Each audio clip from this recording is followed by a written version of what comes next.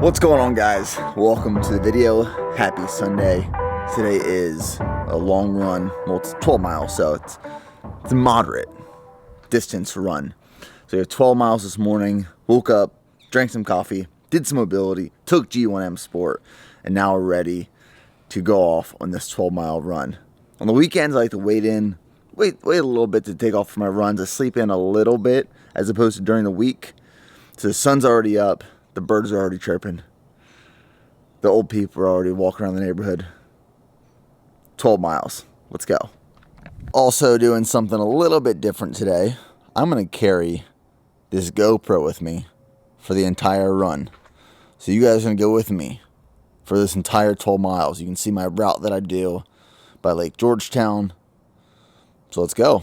Let's go run together.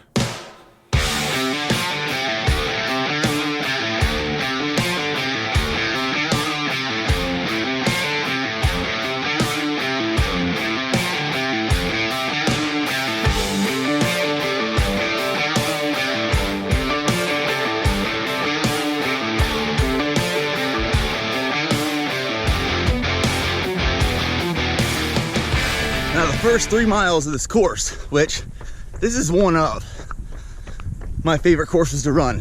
It's either like for my Sunday runs, downtown Austin, or this goes to Lake Georgetown. But the first 3 miles, it's quite the warm up. It's a lot of hills. We're on a pretty steep and long hill right now. So just driving up this shit, get to the top, keep pushing on.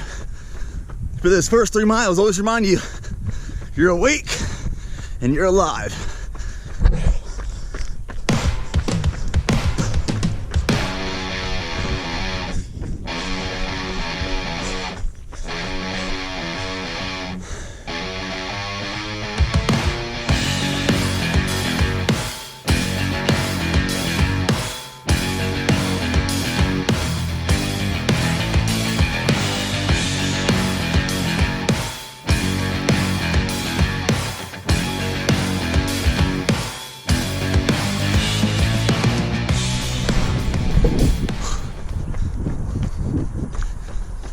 So we're halfway, 6 miles done.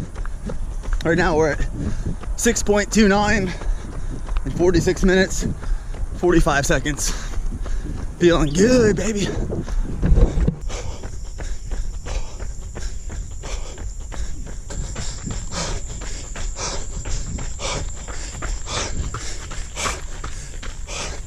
Just about to hit 8 miles. So 8 miles now, 1 hour.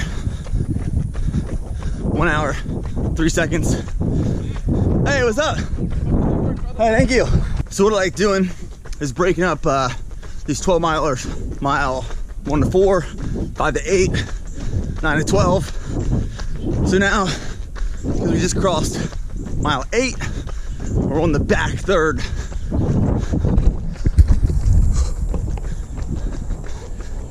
Ten miles. Mile 10 was 7:34 minute per mile pace. Total time is 1 hour, 15 minutes, 22 seconds. 2 more miles. Stay strong. Stay strong, baby.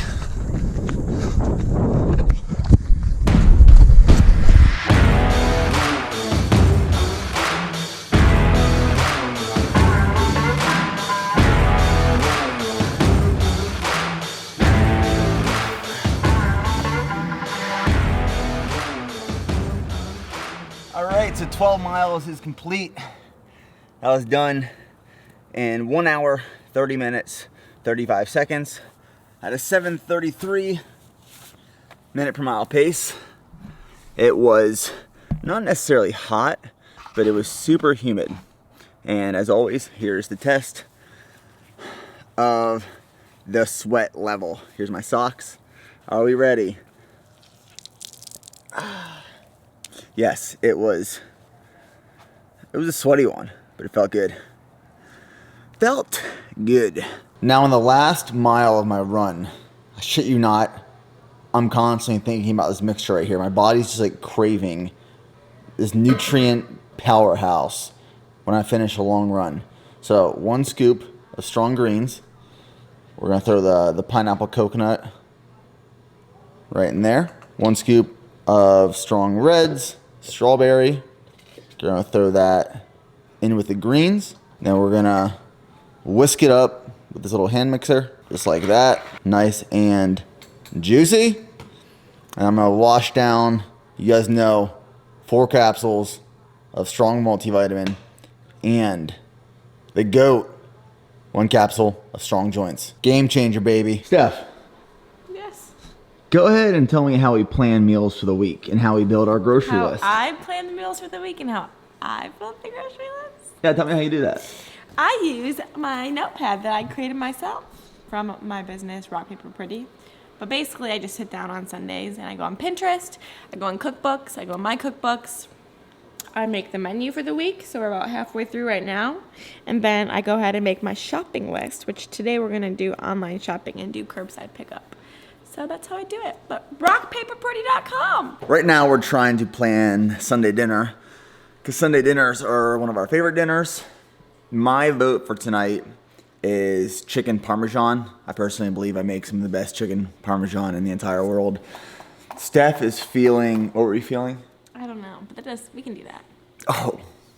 We can do that. Yes. I'll write it down. Thank you. Now, if you were to ask me, what is one meal that I could have at any point in the day, every single day for the rest of my life? Well, I'm about to show you. This is 8 ounces of, it's ground bison.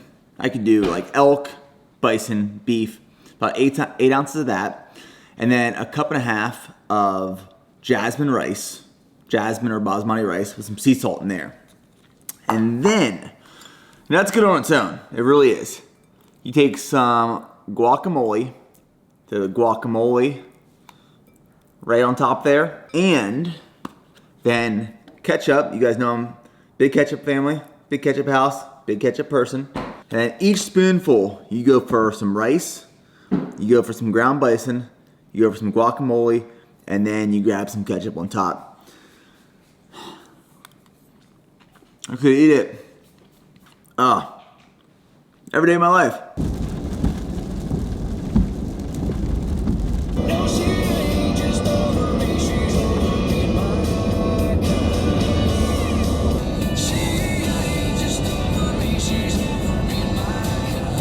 First things first, this weather today has been the weirdest thing ever. First it's raining, then it's cloudy, then it's sunny. And then it's raining when it's sunny, and then it's cloudy, and then it's not raining. And now it's sunny and hot. It's been like all over the place. That's Texas though. That's Texas. Second thing I want to bring up. On the weekends, whenever I come to the office, someone is always here getting after it. So Jordan and Michaela are here just like getting after it in the gym. I can hear the gym bumping. Yesterday when I came in here, yesterday was Saturday, Christian was here, Trey and Phoebe were here, Preston was here, Steph was here, we were all training. Someone is always getting after it in this gym right here. This gym has been put to good use. That's what this team's all about, man. Go one more, not just 3 words. Everyone here lives and breathes it. So I want to talk about the topic of heat and humidity, again, and the way it affects training. The reason I'm bringing this up is because a lot of new runners that are reaching out to me are saying, man, like my runs are just sucking all of a sudden. Well, we're in the midst of summer, the hottest part of the year, and heat and humidity plays a major role and factor in your performance. Now, I've recently seen articles and studies that are showing the similarities between training in heat and humidity and training at higher altitudes. It has similar effects on the body. It's a stimulus on the body that affects your body's ability to train. And when I was training and running and feeling like $1,000,000 after the Austin Marathon, Texas weather went from like 65 degrees to like 95 degrees one week. And that change in heat and humidity played a major factor in my performance. I just thought that I was having like a down week. I thought I was overtrained. I thought my body was just like going to crap. And talking to my coach, it was like, well, the heat and humidity, it's this new stimulus to the body that's playing a major factor. It is having a major role in your body's ability to perform as optimal and efficient as possible. It's just the way it works. Like, you have to acclimate to heat and humidity during summer training. So if you're running in the spring, you're feeling great, you're feeling fast, all of a sudden the heat and humidity jacks up and your training performance decreases a little bit, well, that's gonna happen. It just is. You are gonna run faster in like 50-degree weather than 90-degree weather. And even if you run the same speed, your heart rate most likely is gonna be lower in that 50-degree weather than 90-degree weather. You see, when it's hot and humid, your body has to perform harder. Your heart rate is gonna increase. Your body is trying to cool down faster because it's just building up this heat inside. The body's production of heat is so much higher and it cannot get rid of that heat. So heat and humidity plays a massive role. And I've seen like today where it was super humid, my heart rate was jacked up more than normal. It was still easy miles, my heart rate was more elevated than normal. Heat and humidity still plays a major role in your performance. Like I said, there's studies and articles out there that compare it in the similarities of heat and altitude. Now, the coolest part about the human body is that it adapts to a stimulus over time. The body adapts very, very well. So if I take an inexperienced runner and have them start running 60 miles a week, it's gonna be a shock to the body. It's gonna hurt, it's gonna be super uncomfortable, and it's not gonna be sustainable. But if you acclimate that runner, you slowly add 5 miles, 10 miles, 15, 20, 30, 40, 50, then 60, the body is adapted to that stimulus over time in that volume in order to handle 60 miles. Same thing with like heat training. The body has to acclimate. So like slowly increasing mileage, increasing intensity when it gets hotter out, it gets more humid, well, your body will adapt to that stimulus.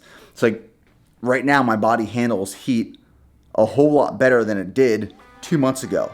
But I know, and this is what I'm excited for, when fall hits, I'm gonna be cooking. I am gonna be cooking on these miles because of acclimating to the heat and my body's ability to perform in hot, humid conditions so that when it cools down and fall hits, man, I'm gonna be fast. I am gonna be fast.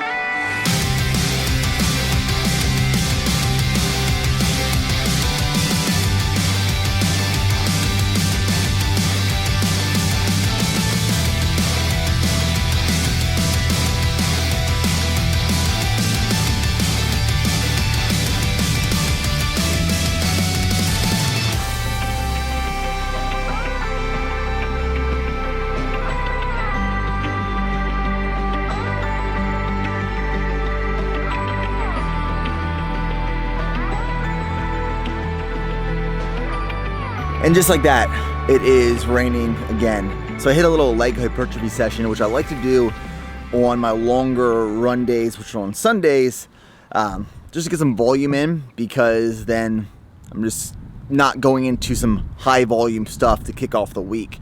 So I started off with some core, and then I did some prone leg curls to hit hamstrings, and then some front rack dumbbells for squats to just hit overall leg development, and then went into walking barbell lunges and just hit some other hypertrophy work. But I just wanted to get some volume in my legs, build up that strength, and assist in getting faster and stronger. Bam! All right, that's the workouts for the day.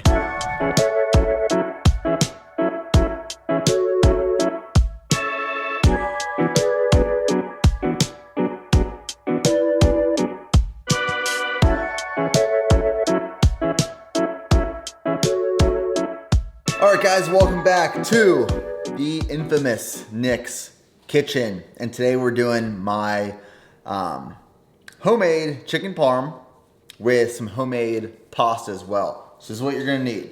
First off, chicken. This is thinly sliced chicken breast, or you can get like chicken breast. Get a tenderizer, tenderize the chicken. An egg wash, this is 2 eggs and some water, just whisks up. And then the breadcrumbs we are using are these HEB panko Japanese style breadcrumbs. You're also gonna need some olive oil. So we have olive oil in a cast iron skillet right now that's heating up. The oven is at 375 preheating. Need some fresh mozzarella, some marinara pasta sauce, and some oregano. First step is we have to prep the chicken. We're gonna then throw the chicken in the cast iron skillet to kind of just brown the breadcrumbs, and it's gonna go in the oven. You take your chicken breast or your thinly sliced chicken. You're gonna dip it in the egg wash, and then you're gonna come over here to the breadcrumbs and throw around the breadcrumbs a little bit, just like that. And then you're just gonna put it to the side until all the pieces are done, and then we'll put all the pieces in the cast iron skillet. So we're gonna do this first and then go to the skillet. So olive oil is now heating up on the skillet. It is smoking, so we're gonna go ahead, take the breaded chicken, drop it in. We're just gonna brown each side, and then as soon as it's done on both sides are browned, and we'll throw it in this dish.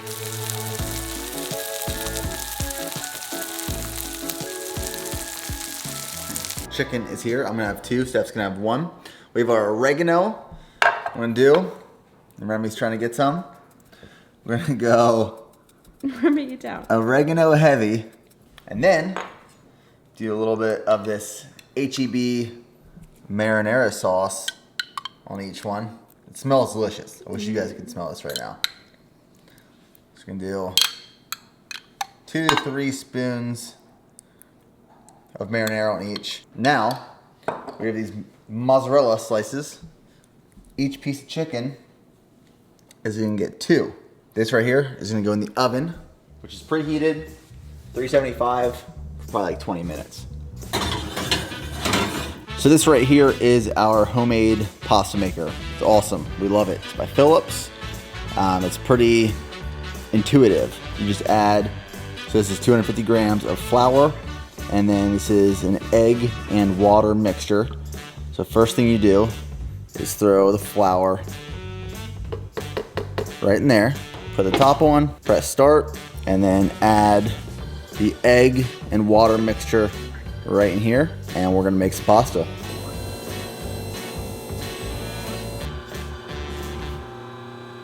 And the final product. Now, I will say, if you have the opportunity, oh, sorry, I didn't, look at the dog. The dog is trying to eat all of our food. I accidentally hit Ryder. If you have the opportunity, make this meal exactly like this. It will blow your mind. So, that is the video. Hope you guys enjoyed it. And as always, we'll see you in the next one. Bam. And if you didn't get a view of the final product, here we are. The homemade pasta with some Kerrygold's butter, Parmesan cheese, and the chicken parm. Bon appetit. Later.